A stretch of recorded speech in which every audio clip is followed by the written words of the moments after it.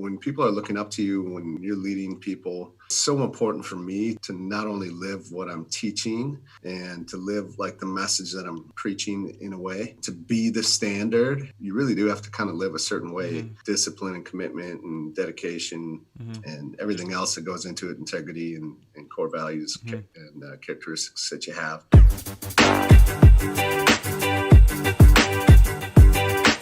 You're listening to the Kristof Lewis Podcast, a podcast where I have conversations with inspirational people.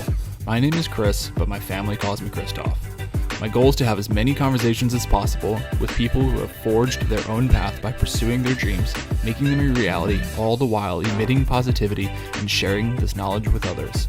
I seek these people out and share this information with you, proving to the world that you can do what makes you happy and do what you want for a living while being a good human being. We'll talk about careers, but we'll also cover any story that inspires. Let's do this while helping each other. Thanks for listening. I'm happy you're here.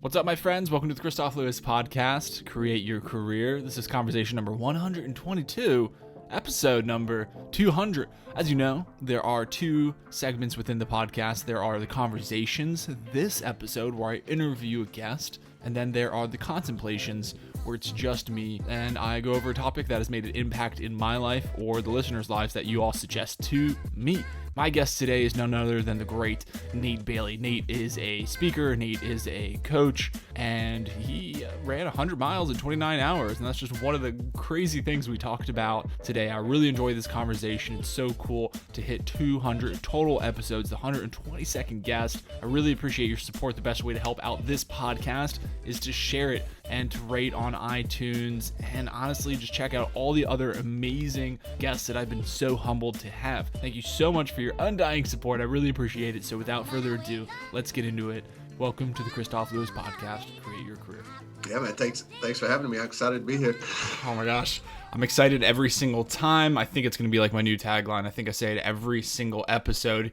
Your guest, yeah, I think, totally, right? You're like, to have so many guests on here that give me their time and want to talk about this stuff is always so humbling. But what I just said for a second ago beforehand is that you're a fellow podcast host, and I think that's really interesting and unique always to like, I don't know what that is. It's just like, it's really cool to talk to somebody else that's aligned with the same vision and same goals, and I hope to get into that and ask you why you do what you do. But before we get into the rest of the episode, could you please tell us a little bit more about yourself? Yeah, you bet. So I was an entrepreneur, still am. I played college football, and then I got into the insurance business. But along with finishing up with college football, I was kind of looking for that next challenge. I decided to join the Army National Guard. And so that took me away from entrepreneurship for a bit as I got deployed in end of 2005, 2006, which was interesting to, especially being in the Guard. That's part of the deal, right? But when it actually happens, it's a little unique to get pulled out and away from your life at home and leaving your wife and everything else that everyone else that gets deployed goes through, but put the business on hold, which was really probably kind of one of the weirdest parts. And then to come back and to pick that back up once it was done. And just always led to be in some kind of a leadership role. I was a lieutenant platoon leader inside the Army. I was a captain often on some of the, on the high school teams that I played on and inside of college and coached football and basketball, high school, college level. And all of it really prepared me for what I do today, which is, I'm a coach, I'm a speaker, I'm a podcaster, like you said. I've written a few books. And so everything that I do now really aligns with that as a coach to impact other people's lives. And along the way, I get to talk to some cool people, which I think you said, which I think we'll get into, which goes into that podcasting part, right? Sure. So it's kind of brief and long story of who I am. Married, three kids, 11, 9, and 7. Been married for 18 years now. So that's awesome, man. No, I love that. I'm a new father. I got a 9-month. Well, she's almost 10 months old now, so we only have the one, but we plan on having more. So imagine 3, you have your hands full. Yeah, for sure, man. But it's awesome, and as I'm sure you've you've already figured out it goes quick too. Yeah, it So goes. It like I thought my time was limited. I thought time was just I don't know. I thought I knew what time was, and then I had to yeah, get, and yeah, it's like this whole other thing. It is just it is. crazy. But what I love about what you already said is that you had this like all these experiences in your life, all the way from football, team sports, and you essentially have this accumulation of events in your life that have just you've built upon and continued to learn from, and you've been able to use them for the next thing and the next thing and the next thing. And the reason I think that is so important is because a lot of times, myself included, go through life and I may learn things, I may read books or listen to awesome podcasts, but I don't apply Yeah, it. And I'm huge yeah, about applying things. So for you to say that and articulate it in a sense of being able to pull all those experiences and roll them into the one thing and another thing, I think is really important. And especially having a leadership position in the military is very unique. Are there anything like were there some leadership qualities that you particularly learned being in those positions that you perhaps didn't know before, that you learned like specifically being in that situation and you were able to apply to what you're doing now in life? yeah. Some of the big things that come to mind that are really important to me that I think really probably were solidified in the Army as a platoon leader, as a leader, were especially as a coach, as a parent, as a husband, I guess really as a leader anywhere. Mm-hmm. When people are looking up to you, when you're leading people, it's so important for me to not only live what I'm teaching and to live like the message that I'm preaching in a way, to be the standard, right? Because in the Army, definitely, I mean, that's what it's all about. In the military, that's what it's all about as a leader, like leading from the front and being that standard and being the example. And it's challenging. But that's kind of what you sign up for, right? I mean, Yes. to always be on and to always to be that. To do that, you have to live. You really do have to kind of live a certain way, Mm-hmm. from discipline and commitment and dedication Mm-hmm. and everything else that goes into it, integrity and core values Mm-hmm. and characteristics that you have. So that's a major one for me. I think it is that just living the standard, being the example. Yeah. Communication, of course, is definitely key to just being Mm-hmm. super clear and Mm-hmm. certain. Because if you lack in any kind of certainty, no matter how you're communicating, like people can tell, especially the people that you are leading. Mm-hmm. Especially, and then the other big one that I've always been big on is really just to get to know my people. I know Okay. that's maybe one that sometimes, especially in military circles, I think you hear two camps, maybe like, don't become friends with Sure. those that you lead. Oh yeah. Oh yeah. And then others, and I don't know, I think I'm on the other side of that. And there's always going to be, God has to be that line of like, hey, we know who the leader is, but at the same time, like really just getting to know your people Mm-hmm. at a personal level, to the point where, man, they know that you care about them and that you do anything for them. And when they can see that, they'll do anything for you. Mm-hmm. Right. Mm-hmm. Yeah, that's really important. Those are great points. All three of those points. All three of those points are really good. To live what you're teaching is absolutely imperative. People are Yeah. always watching you. Like you said, you're in a Yeah. leadership position. Totally. People are like, if you're, complaining about something, somebody's watching you, and they, Yeah. might be more apt to complaining or whatever you do, somebody's definitely Yeah. watching. Communication Especially with is kids, massive. man. Oh, Kids are always they're watching what you're yeah, man. Yeah. doing, not what you're saying. Like they're Mm-hmm. constantly Yeah. watching and soaking it in. Yeah. And that's why I like what you said, though. It's clearly like I have a lot of military focus in the podcast, but I always try to say is that all this stuff is applicable to anybody. Like just being a parent, and I'm 100%. learning it quicker than anything right now. I mean, 10 months old, she's watching exactly what I'm doing. So I gotta start being Yeah, careful. totally, Like man. even the words I'm saying, I gotta start being careful right now. And then obviously, the last thing you said was getting to know your people. And I definitely am the same type of guy as you in that Yeah, sense. yeah, I've always wanted to do that. And it's kind of been difficult for me because I like to be personable. I like to talk to people. Clearly, I have a podcast, but it's like, and then maybe that's like one of the reasons, we both enjoy this. But yeah. I've had difficulty with being myself, wanting to talk to people. And then, like you said, you have to know when to draw the line. Is there Mm-hmm. anything in particular that's been able to help you be able to draw that line in the sand and like be yourself, be personable, but also be that good, strong leader? Yeah, I think it's just having the courage to be able to do that and to make those distinctions when they need to be made, Mm-hmm. right? So there's going to be moments or opportunities where, whether it's someone in the military in a platoon that's like, on fairly well on a personal level, and then there's the clear time where it's like, all right, the LT hat, the Army hat is on, Yeah. and they're kind of waiting to see what you're going to do, right? and Yes. and they'll respect you for it when you do right thing, or if you let it slide, then they kind of put that in the back of their back pocket and they remember that for the next time. And, Mm-hmm. and so I think it's just a moment that you lose forever.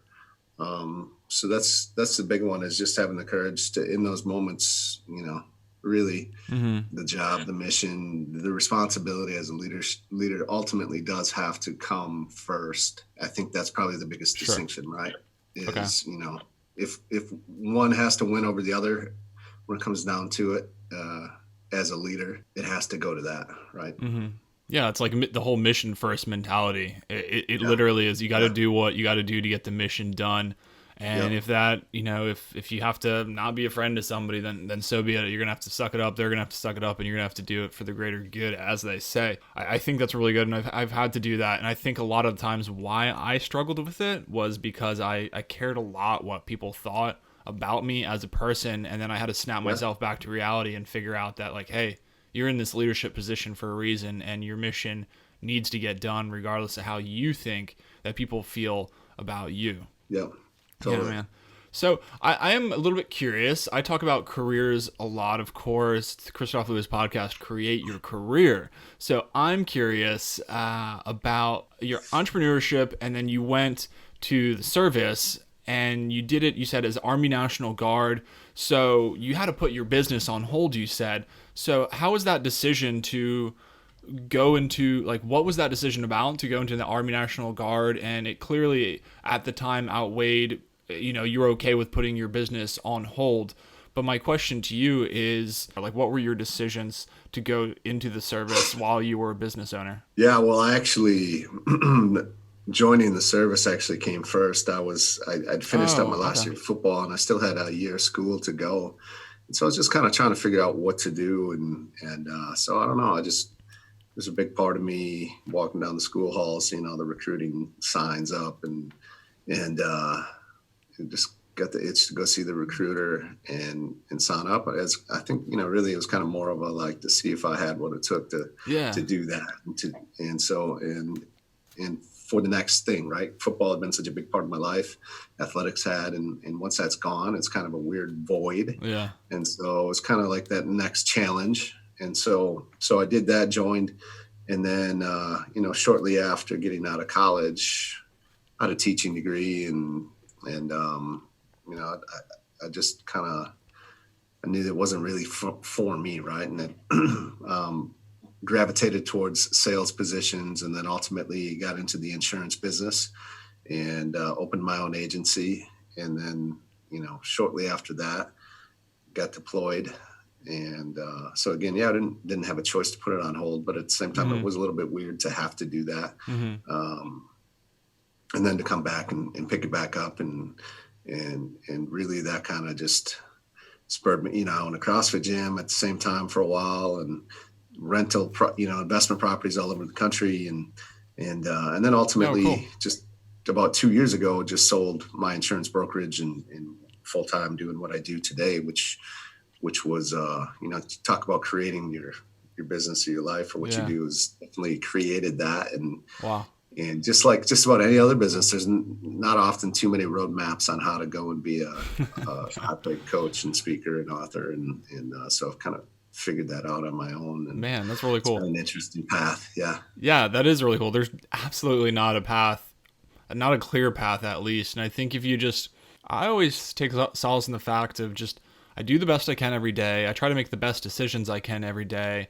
And I always try to improve a little bit. And, as I always say, subscribe to that growth mindset. And if you do, I believe that you'll be able to put yourself in the best position, and you may fail temporarily, but I firmly believe that in the long run, you will be successful and you will be able to get to do what you want to do. And it's really cool to hear as a fellow podcaster that you're able to do all of those things. You're able to podcast, speak, write books, and do all of that and be able to sell your business. That's huge. That's really inspirational. I love to hear that. I love that you incorporated the create your career into that. That's super cool. Thank you. Yeah. And that's just like one of the many things that I like to express to people through this podcast is that your life, so I think it's almost a blessing that the path isn't so straightforward, because life clearly isn't linear. So you're able to just like create it. You know what I'm saying? So you're like, that's awesome. Okay, there's no roadmap. Let's freaking like drive wherever we want then. Let's do whatever we want to do, and some of the best adventures come from that.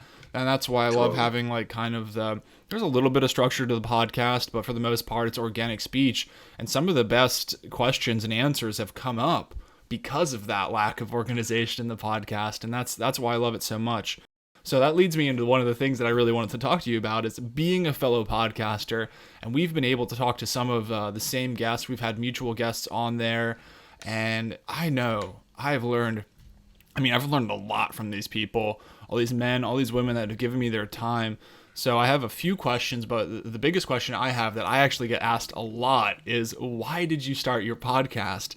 And the reason I ask that is my curiosity, but also because of what the mission is of your podcast. It's the Championship Leadership Podcast, and we have a lot of the same guests. So that's my question to you. Is why did you start your podcast and have it be what it is? Yeah, you bet. So,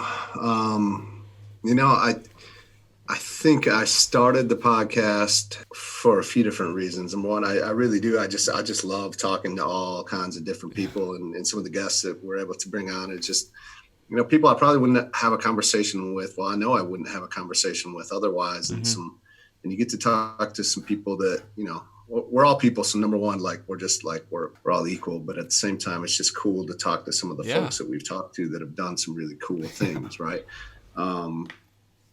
Elite in their field or their profession. Some of the guests I've got, I've seen on your show, and I'm like, that'd be someone cool to have on mine. And so then you reach out. That's like how I find guests is I'll look at all the other podcasts out there and I'll be like, this guy was here. Like, let me reach out to him, see what's in my mind.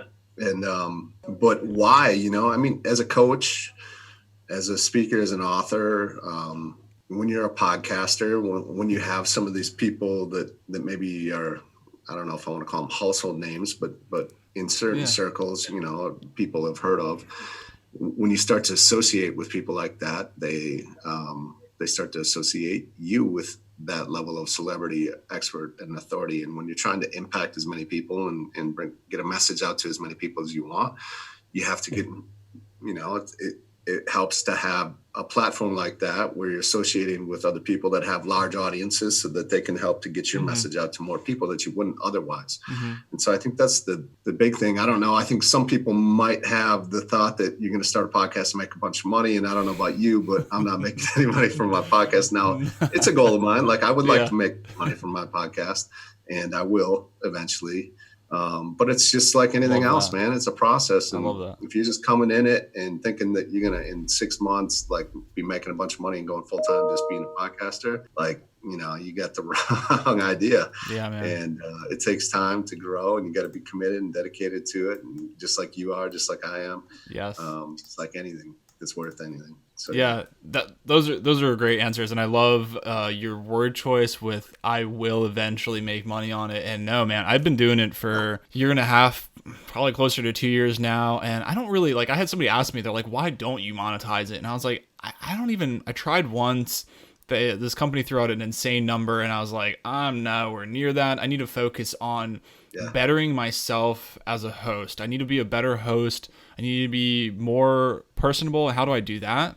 Be myself more, be more comfortable in front of the camera, be more comfortable in front of my guests, try to make my guests feel welcome sooner than later. Honestly, I think the same thing too. Like eventually I will make it. I'm not putting any time into that, but I think for all the reasons that we have mutually, upon us, and consistency for sure, like continuing to do it is really important. And I know that day will eventually come and the metrics will continue to rise. And I think the most important part that I'm sure you can agree with is that with the level of people that you're having on there, and the things that are just the content is being created, the content that is being created, you're impacting a lot of people's lives. Like, I just had somebody DM me right before we started recording, and it was one of the best compliments I've ever had about the podcast. And it's just like, this is why I do it, because these people really care, they really listen, and they're giving up their time to listen to your podcast, and you're affecting their lives positively. Yeah, that's so cool. Yeah, that's awesome. Yeah, man. So definitely, not that I need to tell you, but I'm right there with you, and I'm not gonna give up. I know you're not gonna give up, and it's awesome. Yeah. It's incredible when you do things for like good reasons and you have good intentions behind them. It's a lot easier to continue going, because I don't know about you, but there's days when the podcasting is quite overwhelming. Like, obviously I was foobar in our DMs today. I was like screwing up our times and everything, and I was like so embarrassed. I was like, I'm fudging this up. You're talking like, you're running it all. You're setting up the interviews, and you're talking to multiple people at the same time. And I'm persistent, so I'm sending them out messages all over the place, and all of a sudden you kind of forget, like, man, where things are. Whatever. Yeah. Keeping my direct message inbox is like, I try to get back every single day, but sometimes they go on for, like, as you know, like sometimes they'll go on for days, and I'm like, holy smokes, this is so bad. And I if you're listening to this, I try really hard, but you guys know, I mean, like, I have a day job, I podcast after that, I have the kid, obviously, and it's just like, I try really hard, and sometimes I genuinely do have to prioritize things, and I'm telling you, like, if it's not work and the podcast and my family, like, I got to do that. So one of the things that caught my attention about you is, I want to know, what's this whole 100 miles in 29 hours thing? Like, that is crazy, dude. Yeah, man. So I 2018, I was like, man, I wonder if I can run 100 miles. And so I'm kind of been into stuff like that. I don't know if you ever heard of Seal Fit Kokoro. I did that in 2016. Yeah, I've heard of it. That's a 52-hour, kind of modeled after Hell Week. And so I'm kind of into these endurance things. And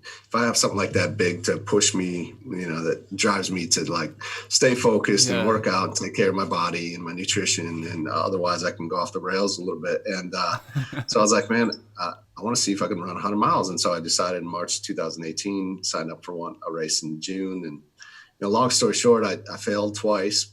And then ultimately in the third attempt in October that year, so in about 7 months, was successful. And, typically in a 100-mile run, they give you 30 hours to finish. And 29 hours, I did it. Now I want to do the Moab 240 this year. It's kind of in my sights, and I'm training for that and have a coach. Good for you, man. I hired this coach. I was saying this to somebody else. This gal, she's like a kind of a star in the ultra running world. Her name is Lisa Smith Batchins. Give her a little shout out. But she did. So if you've ever heard of the Badwater 135, so it's like one of the most brutal. It's through Death Valley in the hottest part of the year. And she did the quad 135. So she not only did it once, but 4 times, like back to back to back. I don't understand, man. I don't. No, I don't. I'm like, so it's like I did 100 miles, right? Which is, it's cool and it's hard. I mean, don't get me wrong, it's challenging, and you can start to put yourself on a pedestal, and then you run into someone like that, and you're like, oh man, I haven't even done anything yet. Like, so that's also just like, find people that have done things that you want to do to help you get there. Yeah. Wow. But at the same time, I mean, so like the whole comparison thing, and I know you understand what I'm about to say, but I want to make note for the listeners is like, dude, what you did, like, I have definitely not done 100 miles in 29 hours. Like I do a yearly ruck, 31 miles, and it is a ruck, so it's a little bit different, but I'm still saying, like, it is brutally hard for me to do that distance, and you're doing 3 times that distance. So that's incredible. And she's just obviously like some god super freak. It just reminds me of one of my quad. I was like, why would someone do that? Well, somebody's asking you right now as they're listening to this podcast, why would Nate probably, do I suppose, 100 miles? Like, that's crazy. Yeah, very true. You can Yeah, drive that yeah. distance. It's like one of my favorite books is, have you read Born to Run? I have, yeah. Oh Oh my yeah. God, Yeah, that's, I've read a lot that's of such those a good books. book. If you guys are Yes. looking for a running book, even if you don't really like running, I feel like that's just a really, really I finished educational that good book book. and I wanted to go run, man. I don't know, Right? you know? Yeah, Barefoot Ted, man. It's like totally motivated. Uh, which that wore off pretty quick, but yeah, it was just like you read that book and I wanted to go get the 5-finger shoes and like, Yeah. I think they're talking all about that, right? The Yeah. limitless shoe. Yeah, that's such a good. That's a book I need to reread. And now I built a gym in my garage, so I'm like working. I'm not running barefoot, but I'm working out barefoot, like doing all my squats, everything barefoot, and I love it. I'm doing like calf raises barefoot, and my feet are getting strong, dude. I absolutely love it. But that's really cool that you've done that. Like, I don't want people to miss that you did mention that you failed it the first 2 times, and Totally. you continue to do it. I mean, it's always, in retrospect, I think it's easy to draw conclusions like, oh, I made it on my 3rd time. But when you've tried that your 2nd time, you had no clue that you're going to make it on your 3rd time. And it sounds obvious in the future, or in the present, I should say. But at the time, when you had finished that 2nd one, like, what were some of your feelings? Like, were you just like, I'm going to continue doing this until I get it? Man, no, like, I talk about this a lot, but yeah, the first time we got kicked off the course, we just missed the cutoff and really just totally my fault. But we thought we had time. So we were like kind of caught off guard, but we shouldn't have because it was definitely in the rules. And we just missed it by like 10 minutes. We could have made it if we wanted to. Like if, had we known we were we thought we were good, we weren't. And we got, so 64 miles in, I got cut off the course. And then, I went on the 2nd attempt to Burning River 100 in Cleveland, Ohio, and I made it like 75.6 miles. I was all by myself at that one. Most people have like a support team with them to pace them and do all that. Well, I just went to Cleveland by myself, and fuck that. It was a brutal course. It was like the terrain and the elevation was great, like 23,000 gain, I think, over 100 miles. And I just about 75.6 miles. I couldn't go anymore, man. I was just like moving like slower than a turtle. And so I was just done. And at that point I was like, why am I doing this? I was totally like that. And I was like, man, you don't have to do this anymore. And so that's, I just say, like, when your emotions are high, like at that time, my emotions were highs and like, man, this sucks. I don't want to do this anymore. Yeah. Like, you don't need to do this anymore. And a lot of people will say, hey man, you did great. I did, which is like, I never ran 64 miles in a row. I never ran 75 in a row. I mean, it is impressive. And I did appreciate what I had done, but it wasn't 100 miles. And I didn't want to be the guy that said he was going to do something and not finish it. Like being your word, being someone that when you say that you're going to do something, they can count on it. Like there's a lot of power in that. And so I was like, no, I'm going to do that. So I went back and did it again. I would have continued to do it. I wish I would have done it the first time, but I didn't, we fail all the time, right, in life. And are you going to get back up and you're going to finish what you started or aren't you? And so that was the big thing for me. Mm-hmm. Mm-hmm. Yeah. Yeah. I think the physical failures, any failure can be demoralizing, but the physical failure is like you physically feel it. Like you really feel it. Like your body at 75 miles. Like I know how it feels after finishing the 31-mile ruck. And I will plug that real quick. That's 31 miles for 31 heroes. That's a ruck you can do virtually. We do them for Extortion 17. You guys can check that out or direct message me about that. But that's every August. So anyways, the lessons that you learn through a physical failure is you can feel it. But at the same time, clearly, that's not just a physical failure. It's mentally. I mean, you are just sheer exhaustion, and it's so overwhelming. And those are you really learn about yourself. Like, you said you did it alone for the 2nd time. So, I mean, you must have had some, that's a lot of time by yourself to be in your own head and grinding. I mean, there's other people on the course, but I didn't have any there one with me. Yeah. I mean, like, what were can you share some of the thoughts you had in your head? Cause you said you were full of emotion. Yeah. I don't know. I mean, man, You probably thought of everything, didn't you? Just about anything and everything. Yeah, Yeah. it really is. It's just like you try and stay as present as possible. But yeah, you have a Okay. lot of time to think about, you probably just about anything you can think of in your life. Yeah. You kind of have those thoughts. Sometimes you just kind of totally zone out and you're just focused on what's going on right in front of you. A Yeah. lot Left of it foot, right too. foot, left foot, right foot. Resort back to your military training. Yeah, yeah, You know, exactly. that's crazy. One of the last things I wanted to ask you before we get out of here today is about mentors. I'm curious if, and in business, or even, you talked about football was a huge part of your life, and like all these awesome things that you're doing. So football, running, entrepreneurship, the military. Did you ever have a mentor, or have you had multiple mentors? Yeah, totally. I mean, I've always had mentors or coaches inside of my life. I had a great one growing up. He was a chiropractor. Him and his wife were chiropractors in town, like small town, northern Wisconsin. And they're about 10, 12 years older than us. But when you're in high school, they feel like they're older. And they kind of took me, especially, and a good friend of mine, under our wing. They were very involved in sports and in the community.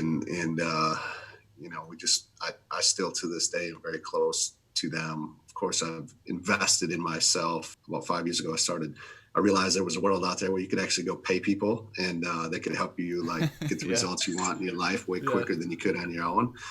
And so I've invested heavily inside of my life and have had some great mentors through that. And, that's what I do now currently, obviously. So Yeah. that's obviously a big impact on me. But yeah, I think it's so important to, whether you pay for them or whether you just someone that, like the guy and like the couple that I grew up with, right? Mm-hmm. I've never paid them, but they're definitely mentors of mine. I definitely look up to them, the life they live, the family that they've raised, and how they live their life is kind of what I strive to do inside of my life and my family. And so it's so important to have those that you can go to, because they have wisdom, they have time and experience and wisdom that only comes from time and experience. And sometimes, Yeah. especially when we're young, we want the wisdom and the knowledge and the experience without having to go through the time to get it, right? Yeah, We man.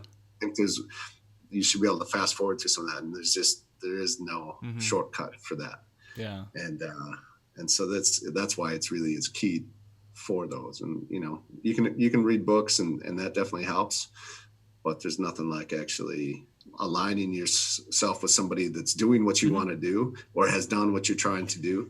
Like I said, I hired this gal that did the quad 135 to help me, accomplish a few more things in ultra running that, I'm still she's like, you're still a baby in this world. I'm like, I ran 100 miles. I've done, I failed twice. I've done way more than a lot of other people, but yeah, I still am a baby when it comes to that world. Yeah. Yeah, that's cool. But good for you for being able to say that and accept that and still work towards it. I think that is imperative to the success that you're seeing. Absolutely. And I do like that you brought in the aspect of saying you don't just have to have mentors that you acquire in life, maybe organically, but you can actually go out there and seek mentorship by finding these coaches. I would want to say, like, a pointer, especially with the overwhelming amount of social media we have.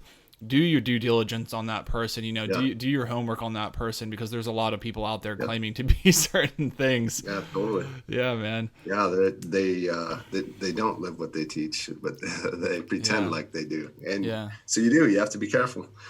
Just like anything, right? I mean, if you're going to spend a lot of money on something, like, do due diligence, like you said, and make sure it's the right fit for you. Awesome. Well, Nate, before we get out of here today, please give us Instagram handles, websites, anything, your podcast, anywhere we can find you and learn more about you. Yeah, absolutely. So, Instagram handle at Coach Nate Bailey. You can get a free copy. I wrote a book after doing the 100-mile run, 100-mile mindset at 100milemindset.com. I give away the free audio version there. Otherwise, my blog or my website, Nate Bailey Speaks, it's got links to my championship leadership podcast that we've been talking about, as well as everything else that we do, the events that I have as a coach, and just about anything that I'm putting out there is on that website. All right, cool. Nate, thank you so much. And you all will be able to find those in the show notes and get a hold of Nate and learn more about his crazy running adventures and everything else, the podcast. It was just really cool to again, talk to you and because you do that. And I love talking to everybody, but there's always like this extra connection to talk to a podcaster that like feels the pain of like all of the work that it takes to go into a podcast. So I appreciate your time, man. I know how valuable it is. Yeah, absolutely, man. Thank you. It's I've enjoyed it. It's been great. All right. Well, have a good night. You too.